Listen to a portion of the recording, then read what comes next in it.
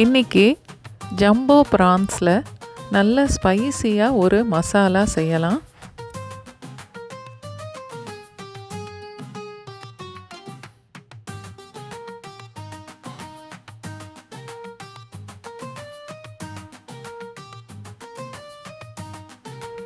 ஒரு பேனில் எண்ணெய் சேர்த்துட்டு நல்லெண்ணெய் இல்லை தேங்காய் எண்ணெயில் செய்தால் டேஸ்ட் ரொம்ப நல்லாயிருக்கும்.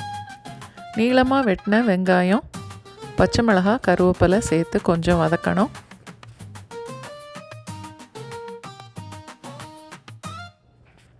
வெங்காயம் கொஞ்சம் செவந்ததுக்கப்புறம் வெட்டி வச்சுருந்த தக்காளியும் சேர்த்து வதக்கணும்.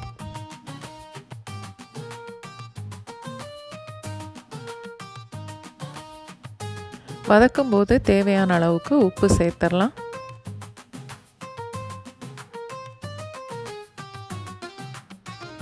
தக்காளி ஒரு 2 நிமிஷம் வதக்கினா போதும். எல்லா பொடியையும் இப்போ சேர்த்து வதக்கணும்.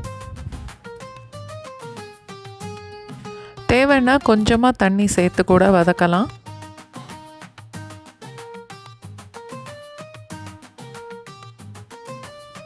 இஞ்சி பூண்டு பேஸ்ட்டும் சேர்த்துட்டு தேவைன்னா இன்னும் கூட கொஞ்சமாக தண்ணி சேர்த்து மசாலாவோட பச்சை வாசனை போகிற வரைக்கும் நல்லா வதக்கணும்.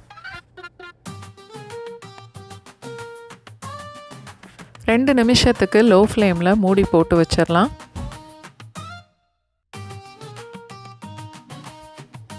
மசாலாவோட பச்சை வாசனை போனதுக்கப்புறம்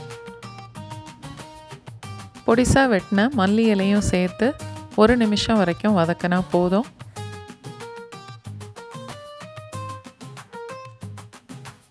ஜம்போ ப்ரான்ஸ் 500 கிராம் வாங்கும்போது 20லேருந்து 25 வரைக்கும் தான் இருக்கும்.